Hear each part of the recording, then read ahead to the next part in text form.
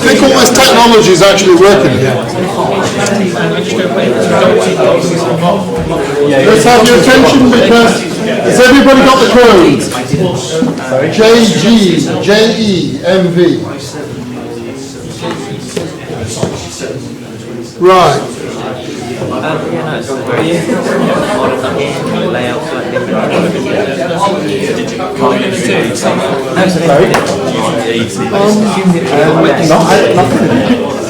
Charlie just said. Where is it? So, can I ask you guys how it's going with the tutorials? I mean, you will get into it, right? Yeah, only done one. Yeah, only done the one. Yeah, you've done the one. Colette? Yeah. All right? I mean, it's going all right? Yeah. She's really good. She knows a lot about it. And we're killing ourselves, I've got to tell you, me and Colette, trying to get this assignment up together, which I know you're keen to start with. In fact, we went to see Josh, I went to see Josh on Thursday, and to find out more about what's going on at GKN. He mentioned all you guys by name. I can't remember any bloody names, unfortunately, but he mentioned you all by... Sorry. No, he said these are great. These guys are great. No, it's great. It's like a family or something, as far as I can understand. It's brilliant. And by the way, I think I'm connected to one or two of you guys, maybe on LinkedIn, right? And anybody else, we can connect on LinkedIn, right? Because I often put on there press releases about our research, and that's kind of interesting for you guys to see the impact we're having. The BBC actually, our system appeared on the BBC. I don't know if you guys saw it a few days ago, which was called Herd Vision. I don't know if anybody saw that. I think I put a link on there for Facebook for it. But anyway, that sort of stuff's going on about our research. So what I thought I'd do today, as far as the tutorials go after this lecture, you can carry on getting into Vision Assistant, and then we'll get into LabVIEW a little bit, which naturally leads on from that. But what I want to talk to you about in the lecture today is just to give a little introduction to, and maybe I'll talk about LabVIEW a bit later, but in the lecture maybe, but introduction to machine vision. So what we're talking about then with machine vision, as I mentioned to you guys last week, is we're taking a scene and we're trying to interpret it. Could be anything really. And a lot of work is done from databases. I would say our lab's quite unusual in that we have systems where we capture images and use them. A lot of people are just doing research from databases on the internet, like ImageNet, so 1 million data images. This is a typical street scene. So what you've got here then, it's called segmentation if you like, right? Or you're identifying parts of the image which contain information that you're interested in. So in this case we've got people walking around, we've got a bike here, cars over there. To do that in such a busy image you need something like deep learning, something like a convolutional neural network, okay? Which I will talk about, but I don't want to dive straight into that. I want to go to the basics first. But I'll talk a little bit about neural networks later in this lecture.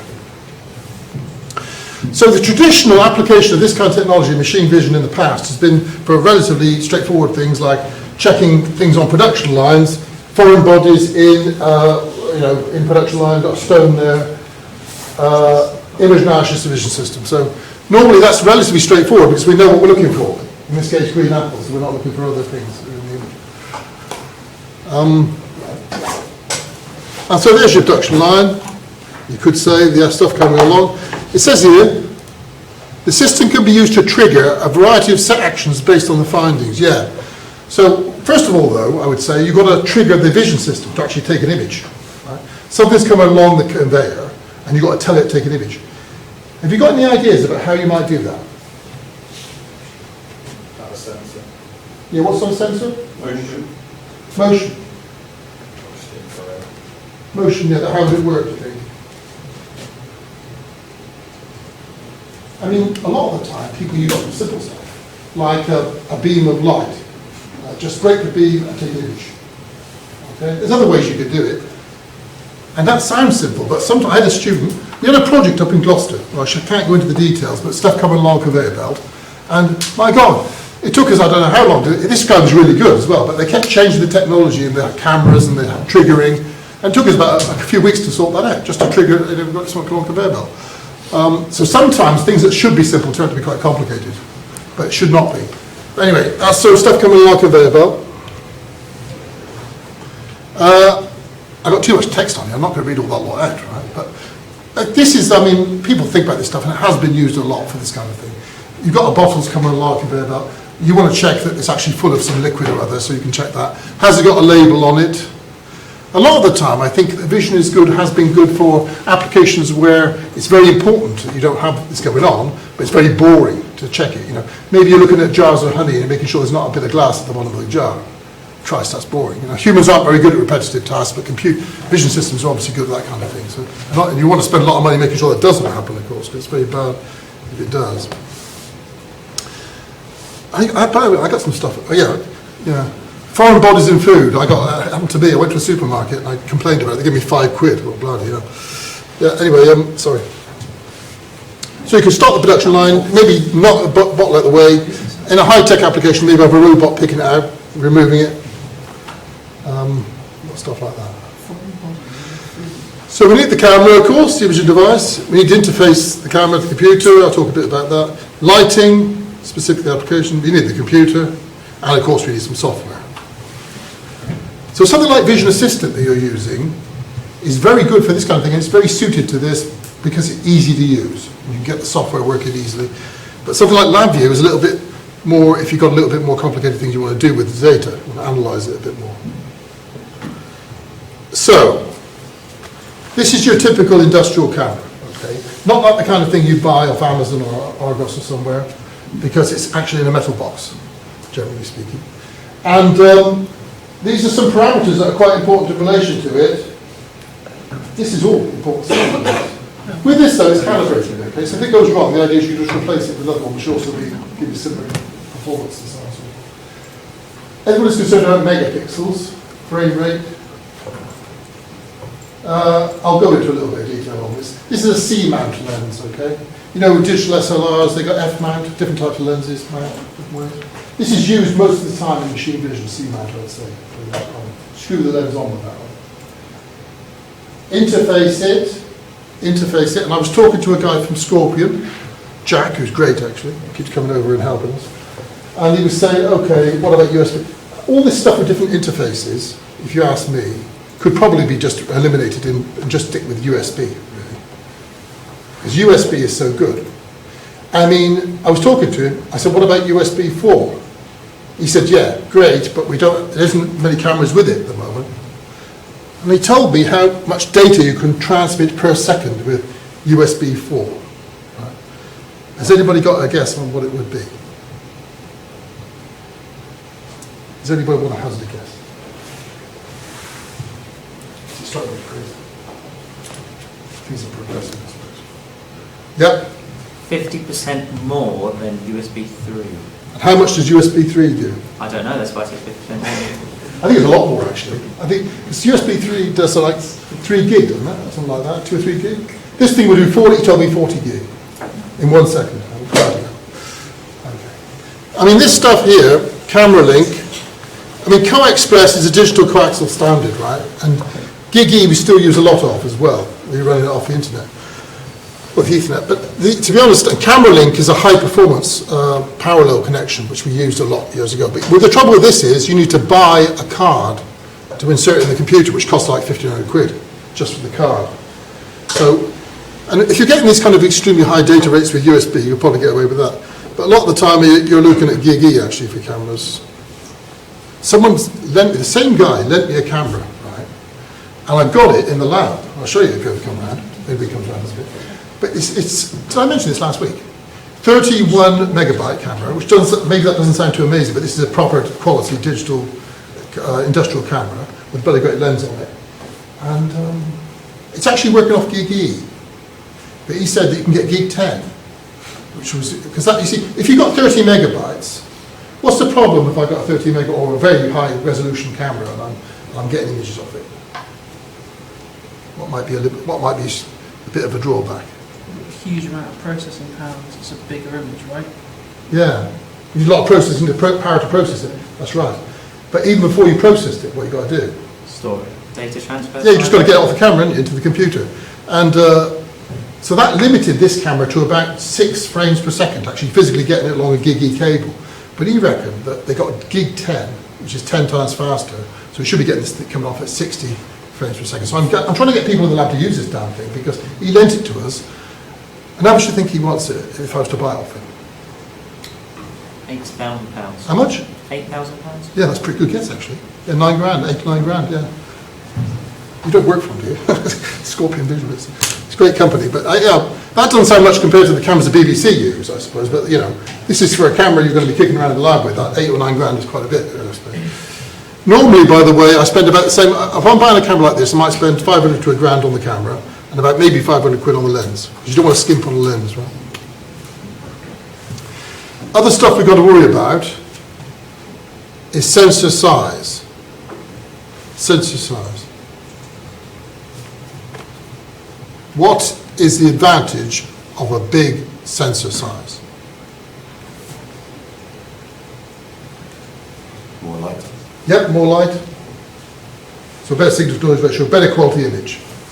What's the disadvantage of it? It's larger.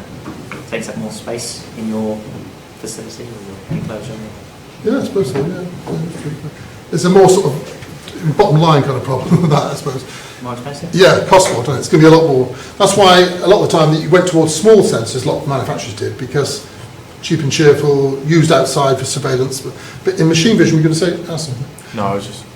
Machine vision is metrology. So any distortions you've got or low quality images are going to screw things up. So you're looking for a high quality image.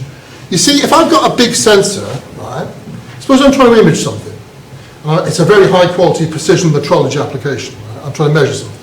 If I've got a big sensor, I can get away with a lens with a long focal length. Right? You guys are into this focal length stuff, or you will be by the end of this course. Well, suppose I then had to change. I couldn't afford the big sensor, right? I go for a small sensor. And what am I going to need to image the same thing at the same distance away? A shorter focal length lens, right? And what's the conclusion from it? What's the problem with a shorter focal length lens possibly? Get more distortion. Exactly, yeah. You get barrel distortion, which if you're measuring things can be a real problem. So in general, you want a larger sensor with a longer focal length if you've got a critical application, you're trying to get a really good quality image for your distortion. Yeah, so bit depth, number of grade levels, for example, pixel size. Manufacturer, and actually Sony are one of the top, probably the top manufacturers still. Because these guys who make these Chinese cameras, they import, like HIC, they import from Japan, Sony sensors. So nobody's got it sorted out like Sony, really. But they managed to make it a lot cheaper because they assemble everything else in China. Got any questions, just shout out. So we're looking for good quality images. This is not to be underrated, actually. I had a PhD student years ago, and he was doing a lot of work on a production line, inspecting tiles, actually, as we were going through. He was doing it for about 6 months. He was moaning about the quality of the image. I said, well, I gave him another lens. I said, put that on there. And suddenly he was getting these great images. Now, the reason for that case was that he was illuminating it with infrared, near infrared, and the lens just wasn't capable of transmitting infrared very well. So you have to make sure the lens is matched to the light and the application, the sensor, the camera and so on. So obviously you're looking for sometimes, it depends what you're trying to do. If you're just doing some low, not so critical stuff, you can get away with a lens for about 50 quid maybe. But if it's really high quality, you probably buy a German lens for about 500 quid. The optical quality, modulation transfer function, I'm not going to ask you in the exam about that. You can look it up. That information on that's quite a lot on the internet. And the resolution you can resolve is, quantity in lies per millimetre. I think an interesting point here is that,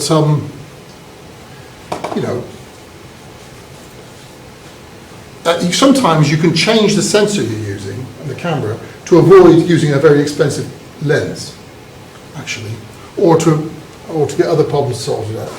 Suppose I'm trying to look at very small particles. Maybe little objects, maybe 100 nanometers, 100 microns across, for example, or a bit bigger. I'm looking at some small scale stuff. I'm going to need some magnification in the lens, aren't I? Suppose I have this magnification in the lens. What's the downside to a fairly high magnification lens? Does anybody happen to know? Suppose I'm using a microscope. If I increase the magnification of the microscope, what's the downside to that when I'm using the microscope?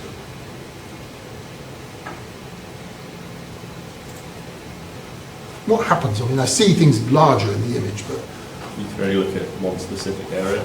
right. Or, you know, the depth of field is limited. It's like anybody's into cameras, you know, SLR cameras, the depth of field, the depth in which the object's in focus. Is that what you mean? It wasn't really, but sure. Okay. You know, something's in front, you get a little object, you can focus on the front of it, you can focus in the middle of it, you know, you can't focus on the whole thing very easily. Can anybody think of a way in which, you know, I can resolve high resolution of this little object without having such a high magnification lens? Yeah, Having the sensor closer to the object? I wasn't really thinking that. No.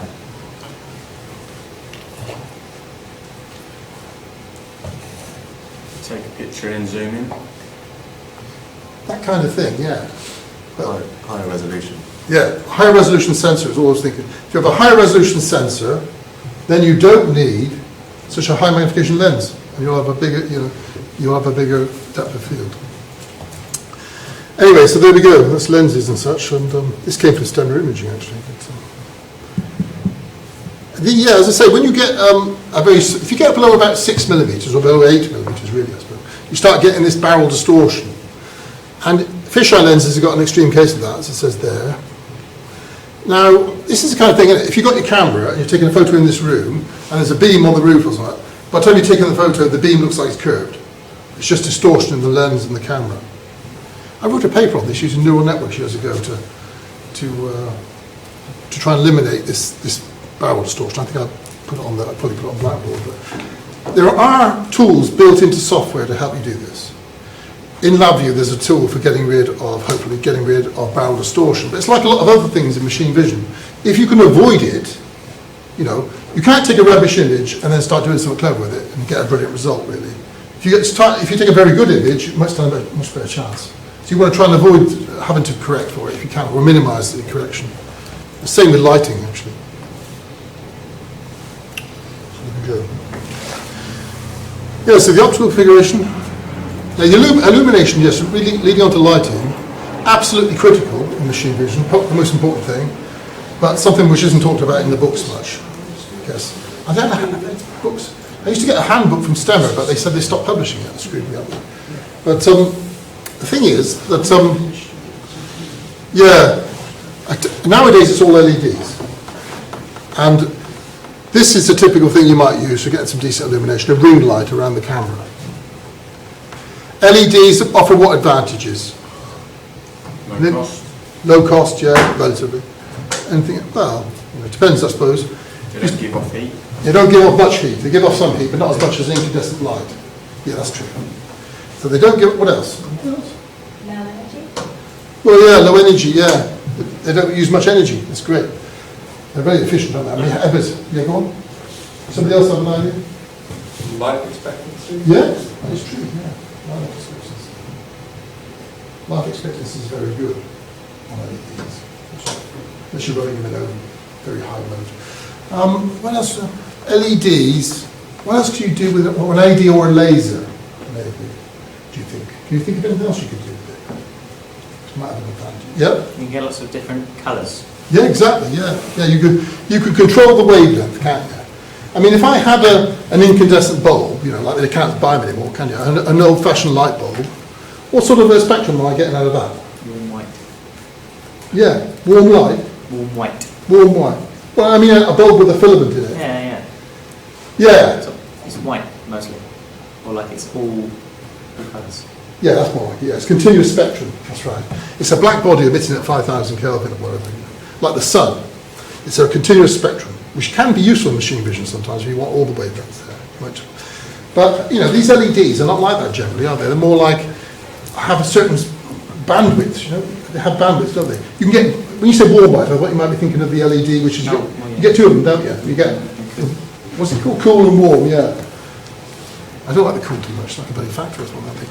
But anyway, the warm, but that's just because the LEDs they're using have sort of peaks in different regions. And of course you can get very narrow peaks, and I think that's what you're talking about here. You can control the wavelength with an LED. You can, and especially with a laser, you've just got one wavelength. There is another advantage of sort of typically of LEDs and lasers that you might be able to think of. They're very small. Yeah, they are miniature. They can be miniaturised, can't they? They're very bright and small. But that's what I was thinking of, actually. They're polarised? Or they're diodes only conducting one? They're solid state, aren't they? Yeah. That's got an advantage. But there's another advantage. What I was thinking of is you can turn them on and off very quickly. So you only need to turn them on when you're taking an image. With an incandescent bulb, you can't keep turning it on and off very quickly, can you? Old-fashioned lighting. But so it's more efficient and probably safer if you can just come on briefly when you need it. It's like, I'll talk about that later on. I won't go on to that now because it's a bit involved. But. So are we worried about a monochrome? Actually, most of the time it's monochrome, to be honest. Is the object moving? Years ago, we used to have to worry about messing around with strobes, which is an absolute nightmare. I borrowed a strobe off a company, Hamamitsu, or some Japanese company, and they sent me a strobe. Well, it was nice of them to do it, but Jesus, it works up 2,000 volts with a tube, and Christ knows what, I did it in a dark room. You wouldn't mess around with any of that nowadays. You could just turn the LEDs on and off. Or you could just capture the images when you want to capture it. You see, years ago, when I started this business, back in the dark ages, they used to be using TV standards, which are continuous image capture, which is continuous, right? 25 full frames a second for the States and 30 for the UK. And NTSC or PAL. That's okay, because you know what you got, 625 lines in the UK. Nowadays, you can have whatever you want, can't you? Have any kind of resolution, any kind of... So I can just capture images whenever I want to capture them, very easily nowadays. Or a different... Yeah. So that's probably what you do, really, to be honest. And anything else there? Service life, okay, nature of the object. Yeah. Environmental considerations, that's very important, I suppose. Backlight, background lighting is quite a challenge. Sometimes I put questions in the exam or in the assignment or something. What about background lighting? And people think they have to come up with some, well, it's nice if they do come up with some nice creative solution. But what do you think might be a solution for one solution? Can anybody think of solutions for dealing with background lighting? I've got something going on with the image system here, and there's background lighting coming from the windows and the lights and such. Block it out. Yeah, block it out, that's what they Got a sheet on. Yeah, put some shrouding around it. Yeah, that's not a wrong answer, that's very nice and simple. Yeah. There's a lot of other things you can do, which I can't go into, I'll go into at some point. I tell you what is a really good one, right, in my view, for dealing with background lighting, is subtractive image processing, right? So, suppose I'm trying to do something with a laser, with LED, right? And then I'm imaging something with a camera. I take an image with the camera off, the laser off, right? And I take an image with the laser on. And I subtract the first image from the second one. What am I left with? Just the laser. That's brilliant. I got rid of everything else. And the reason why it's so good is that even if if I do that quickly, then even if the light's changing, the sun's going in, which in the UK it does. The sun's going in that, it's still going to work. It will work as long as I don't saturate the camera with too much sunshine, I suppose, or something like that. But then again, that's the case for all machine vision. Yeah, the first thing we ever did, me and Mel, back in the year 2000, was a contract for an American company, which was a lot of fun, actually. A company in Salt Lake City. Right? So we were over the road in the DuPont building doing this. We were building a metrology system for measuring objects that are under seats in aircraft.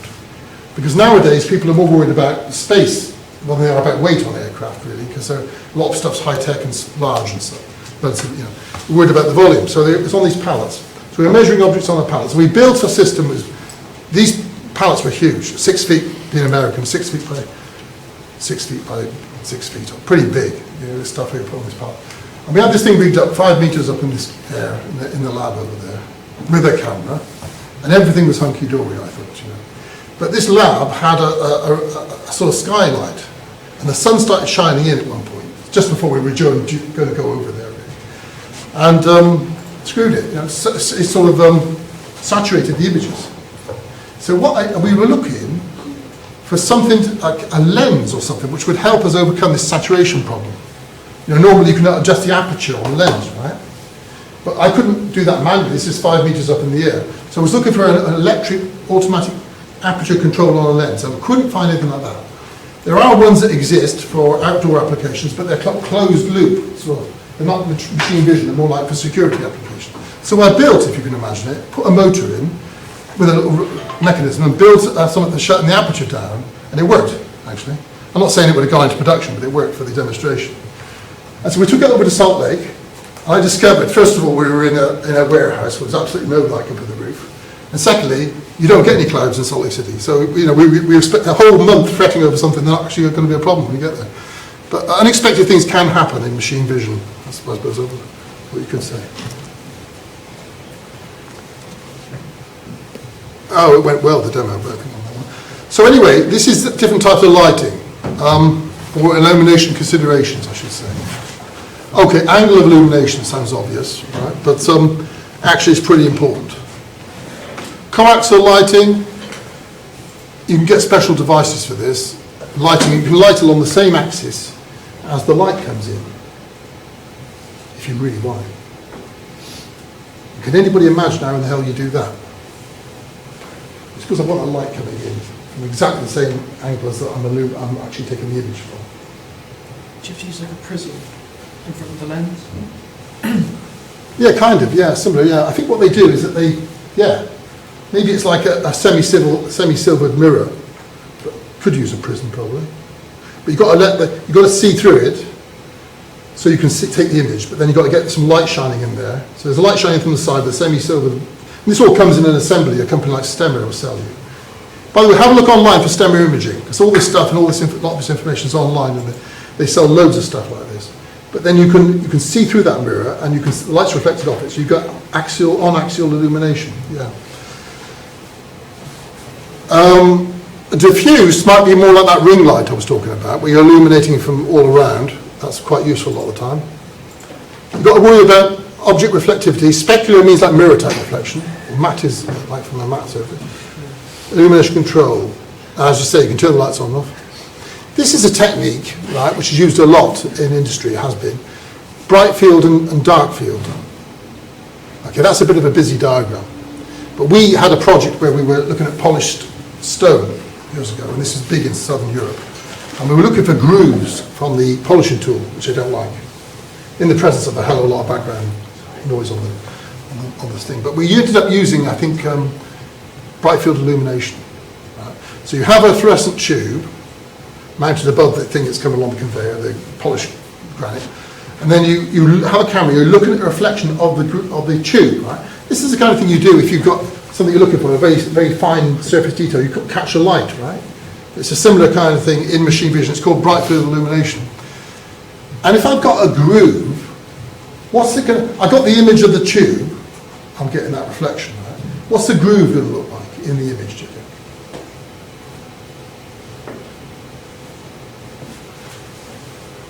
Squiggle. Yeah. It's what kind of squiggle? It's white light. It's a fluorescent tube. It's going to be like dark. Yeah, dark. That's a dark squiggle, isn't it? Because it's scattering light rather than reflecting it like a mirror way. It works amazingly well for very fine defects. We can always get these impossible projects. You know, trying to find a tiny defect on a metre wide bloody great thing going through, and it had a load of, you know, busyness about it. You know what granite's like. We did get a technique though, and got a journal paper out of it, statistical technique.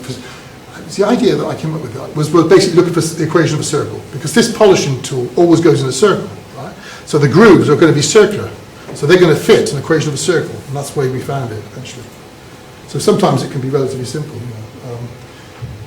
The actual technique for implementing it was not that easy, because we could find the grooves, but you had to work out when to stop looking for them automatically, which was a bit of a challenge. But we did it statistically. Anyway, another project actually. Okay, so as it says here, 2D computer vision. It's just go by what it says here. This is what most of the time most people are doing, and even most of the time we're doing, even though we got a sort of niche of 3D. So 2D vision is the usual one, where you're just you could even use a webcam, using normal cameras and capturing conventional images. 3D, computer vision, employs a richer data set, analysing the world in 3D, from data generated from 3D cameras. 3D can enable robustness, and this is it, robustness in the presence of light or shadow changes, object size, shape, and 3D texture analysis. Now, Do you remember last week I was talking about 3D cameras a bit? Do you remember what I said? Don't use a 3D camera if you use a 2D camera. Yeah, right, keep it simple if you can. I suppose you need to use one. Do you remember the ones I mentioned last week? Or does anybody know about any 3D cameras at all? Connect. Yeah, the Connect, exactly. The Connect 1, 2, well, the Connect is used a lot in research because it's cheap and cheerful. It works pretty well. In the lab, I've rigged one up, and Andy's trying to get it working. He's got it working, but he's trying to get it optimized. And it's in cell number 4. Right? And it's a Connect Azure. I don't know, it's like gold dust. It's like a Connect, but a better one, better performance, and designed for research and industrial use. And it's got a normal camera in it as well, regular camera in it. But, okay, in this case, it's gathering this 3D data. And what kind of data do you think's coming out of it? I mean, normally in an image, you just get a picture, don't you? The pixels in it. But what do you imagine you're getting with a 3D camera like that kind of thing, a Connect Azure, Microsoft? Is it a vector field or is that different? Well, no, that is kind of relates to the other technique we got for the stereo more. In this case, it's just measuring range.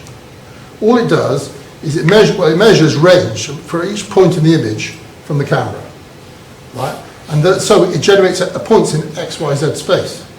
So you've got a cloud point data. Over the whole surface, you've got cloud point, okay? Now this is what I'm thinking of getting you guys to do in the assignment a bit. So I think it's going to be the way things are looking, it's probably going to be 2 parts to it. There's going to be the GKN solving their problem, GKN thing, with Josh. And then there's going to be this thing about, and I went and bought a part of an aircraft. Right? That's, okay, I thought part of the 737. But it was only a little bit. I mean, it was basically the front access hatch of a 737. And I got the technicians that put that. I won't go into the details of what's going on, but it's going to be some damage on this part. And we're going to get you probably using the Connect to have a look at that as well. And stress relaxation for the technicians putting the damage into the aircraft part. But anyway, How do I sign up? you need a hammer, that's what you need. Send an email. Who do I send an email? What, you want to have a go at it as well? Damage on experimental passive maintenance. Yeah, you know what the problem is? The technician told me, right? He got the ball peen hammer out and he was going wild with that. He said, what's the problem here? What is the problem when you're trying to I'm trying to simulate bloody bird damage on a part of an aircraft. And what I can do with a ball peen hammer, right? And they said, what's the problem? I said, we'll try a lump hammer. He said, it's the same problem. What do you imagine the problem is when you're messing around with a hammer on a bit of an aircraft, trying to simulate some bird damage? The impact area of a hammer is a lot smaller than a bird. Birds aren't hammers. Then birds aren't hammers. I mean, you end up with somebody say, who smashed up with a ball peen hammer? You know, it doesn't exactly look like a random bird impact. So I'm relying on the integrity, on the sort of ingenuity of the technicians now to produce an authentic image. Freeze them up, and then just throw as hard as you Everyone can. knows that if chickens fly high enough to freeze, and they go in planes. To be honest with you, it reminded me of that Carl Pilkington thing where they're smashing cars up. Okay. So what we got then? Okay, I'm not going to rave on too much. I might talk about this again in another lecture. You've got, what was it, 5 stages of machine vision? Acquire your image, be able to improve, process it, get your features extracted, classify it, and then you've got your result. Okay, you're trying to get rid of your noise, okay? That's your pre-processing, get some relevant data. You know, you're trying to highlight what you're interested in versus everything else, I suppose. Data reduction as well. You may not need a load of busy stuff in the image. You just want it white and black or whatever. Image processing, mean filter. Does anybody know what that is? It stops you from saying not nice things. Yeah, I don't know. Yeah, should be. Yeah, I need to start using it in the lab in that case. But no, the mean filter, right, is for getting rid of salt and pepper noise. Like on the Apollo mission, Apollo 12. They're walking around the room, they used a mean filter there, I think. So, you know, filtering, do you remember last week I talked about filtering, where you got your mask, you move over the whole image, right? With filtering, you just take, you've got ones in the mask in filtering. You multiply that by the pixel image, you find the average, and you take the middle pixel, you change that to what that is. Okay? So it gets rid of all these little dots on the image, they call salt and pepper noise. Can you think of a disadvantage it might have? Make it more blurry. Yeah, exactly. Use a bit of resolution if you're not careful. Yeah. So that's your main field. Segmentation, edge detection, we'll talk about that a bit. We talked about that. We're trying to get the size and shape of things. Template matching, you've done that in Vision System, right? With the clamp, you're doing that. Yeah, that's pretty good. I mean, template matching is a standard technique we use all the time. Irregularity, you talk about that. I probably shouldn't go on with this, should I? This is the end of the lecture. What I want to do, we're talking about neural networks, okay, is give it like a gentle introduction to it rather than crash course. So, does anybody know anything about neural networks? I mean, a neural network is a pattern recognition technique, which is data-driven, as it says here. And this bloke, Rosenblatt, he had this idea more or less. I think it's in Smithsonian, Washington, D.C., the perceptron, 1958. It was hyped up a lot of the time, so it sort of people lost interest in it. It came back, and also people believed that you couldn't model non-linearity, I think, for a long time, but it turns out you can. So this is it, right? You have an input layer and an output layer. Then inside of it, you've got these, you've got the hidden layers, where you've got these neurons. This is why it's called a neural network, right? Now, each neuron has a transfer function. All that means is that you get a certain value going into it, and then it uses that to work out value going out. You can have different types of curve, basically, use the transfer function. The model is stored in the weights, and these are just multipliers. Each of these links has got a weight, which is just a multiplier, right? So whatever's going along there is multiplied by a certain value, and that's where the model is. Okay? So the model is in the network. And so you start off, well, has everybody got their head around that? I mean, this could be like, I could be modelling a manufacturing process. I did my PhD on years ago. Could be like, suppose you're sintering something. It could be the temperature, the density of the material, the atmosphere you're using to sinter it in, and this could be the tensile strength and the impact strength, say. So it's a model, right? Depending on how if you've got a complicated process that has lots of variables, in industry you've always got that, and if you've got a non-linear relationship, which you usually do have, then this is a very good way of modelling it. Because using other techniques like statistics is very difficult. Has anybody done any multiple regression or anything like that? You've done regression? Okay, a little bit. I mean, in industry, most of the time they're fitting a straight line to data. Honestly, even nowadays. Fit a straight line, hope for the best. If you have some non-linear data, which is obviously not a straight line, right, what might you do?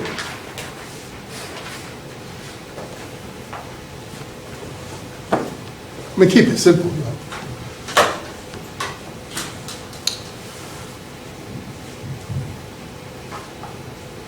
A lot of processes in industry are not linear for various reasons. But it's not that much of a problem sometimes, because has anybody used Minitab or SPSS or Excel a bit? Excel? Just yeah, you guys have all used Excel, haven't you? I'll give you that. I bet you're all bloody expert at it. And it has got statistics built into it. So you have your columns of data, right? Normally you try to plot one against the other. It looks hopelessly irregular. It doesn't look straight line at all. Okay, it looks like a curve. What can you do? Change the scale. Yeah, but you're trying to find a relationship. In this case, you're trying to fit a curve. Yeah, so you give one of your axes an exponential or a logarithmic function, and then you can find a linear relationship between an exponential. Yeah, I'm thinking about log paper and stuff like that, but basically that's it, I suppose. You just take one of the variables. Suppose you've got something highly non-linear, and it's x and y. You take the x, you square it or something. Or you do some exponential. You apply some function to it, like squaring it, and then you plot the square of that x against the y. And if that's a straight line, then you know that's pretty good. It's a square, it's a quadratic in that case. That works. That's what you were getting to, I think. Yeah. Yeah. So, what is the possible problem with doing that? Yeah. It's not accurate. Yeah, but why not? Because you've changed the data. Well, not really. You're just plotting the square of, I mean, supposing it was a perfect quadratic, it turned out that this data you had was actually a perfect quadratic, right? Then you get a perfect straight line. And so I haven't really changed the data, I've just demonstrated that this is a perfect quadratic. But why in practice would that be probably not happening? No. So if you wanted to take a result out, you'd have to square root it? Well, you could do that. Yeah. Once you've got the relationship, you're laughing. What I'm trying to get to is the idea is that you don't necessarily got the relationship.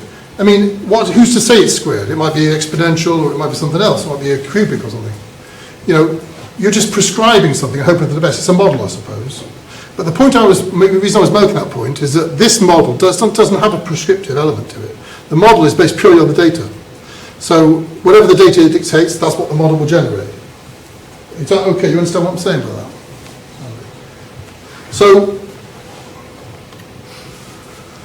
how does this work in a bit more detail? There's two things what you've got to do. There's two things you've got to do. First of all, you've got to train it to set the model up, and then you've got to consult it to use it. It's a bit like the training's like the curve fitting analogy, I suppose. But the training has got a bit of a disadvantage because you need a lot of data. That's one disadvantage of it. You need a lot of data, generally speaking. And with deep learning, you need even more to do that stuff I was showing you at the beginning. But so you need a lot of data, and then you know, was it in 1980 or something that they realised this thing called back propagation. So the way this works, you split the data into two lots, right?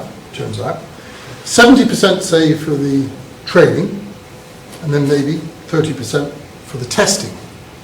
Okay, and then you take that 70% or 80%, whatever you want, and then you do your training with it. And this is a training. So the way this works is that in the training set, you've got inputs and outputs. You put your inputs in, and then this system, using the randomly assigned weights to start with, gives you an output. Okay? You compare that output with the actual output of the training data, and there's an error. And the way the system works is it goes backwards through the network, changing the weights iteratively. Okay? And you can have a lot of these weights because there could be a lot of neurons. And then it does that so as to minimize the error. And this sounds complicated, but it's not that bad, okay? So that feed forward is where you put it in to get the result out, and the back propagation is where it goes back and tricks the training. And that's all there is to it. That's the simplest kind of neural network you can get, really. There's lots of variations on exactly how it does it, but it's converging. It's going back, changing these weights so as to model whatever patterns there are in the training data. Is everybody okay with me on that? I mean, I do have to go into neural networks because it's such a big, especially deep learning, it's such a big area in the machine vision research. But I'm going to cover the classical stuff as well in quite a lot of detail. Then, right, once you're pretty happy and you look at the error dropping down with the training data, then you take that training data, throw it aside, and you get your test data out. And then you start putting your test data in. You can do this in MATLAB, for example. MATLAB does it. So you've got the right toolbox, I used to use it, the neural net toolbox. Why do I have to do that, do you think? Why do I chuck out the training data and start looking at this test data? The test data has never been seen by the network, it's never been used in training. I got it separate when I first started out. You don't want the test data getting contaminated by errors from the like the actually, hold on, don't know. Why do I test the network with data which has never been used in the training?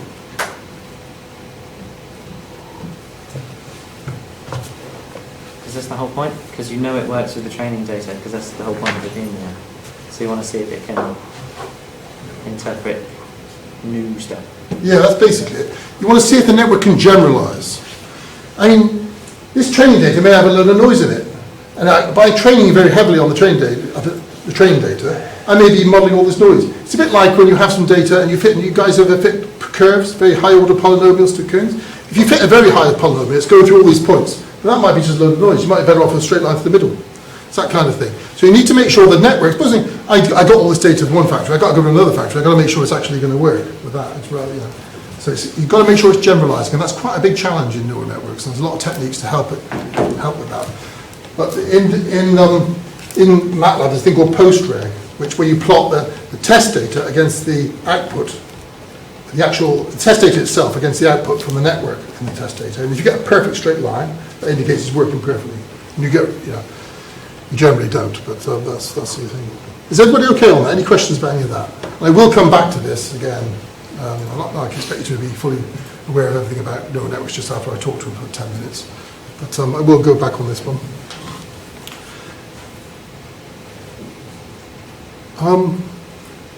Now that's fair enough. That's deep. That's neural networks. And I think that nowadays, what people thought in the 80s you could do with neural networks is really what you can do now with deep learning.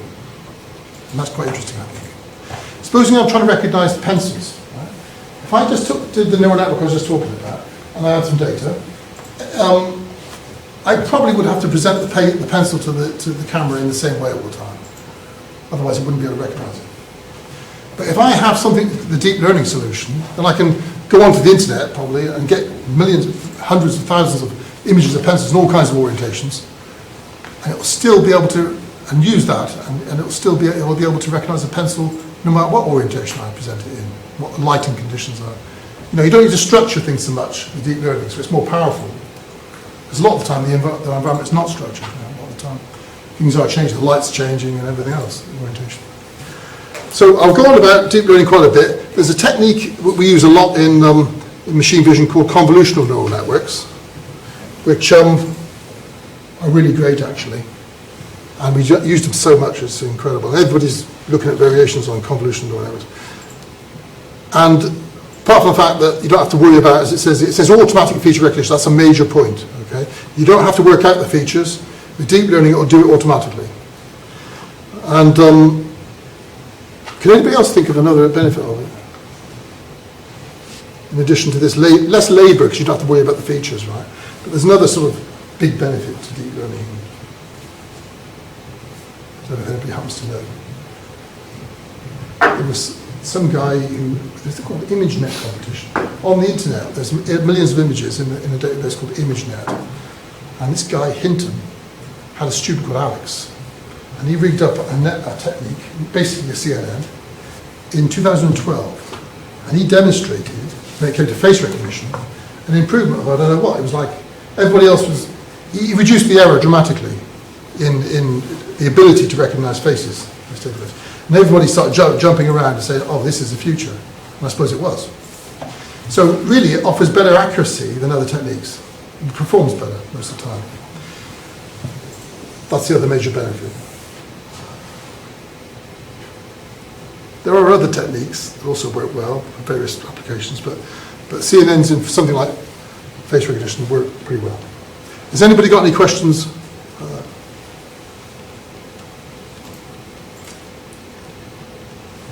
It's like Wenhao, right? It's in our lab. Does anybody know Wenhao? He's doing a great job.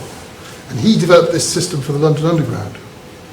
And so we use I mentioned it last week. We're getting the 3D shape of the face a bit with it. So we can't fool it, we can't spoof it with a photo. But he also did a lot of work on 2D face recognition with it. And that's a big part of it. So if you combine 2D and 3D with some machine learning, then you can get some very powerful systems. You can get reliability on face recognition up towards 100%. If you ask me, that would be great.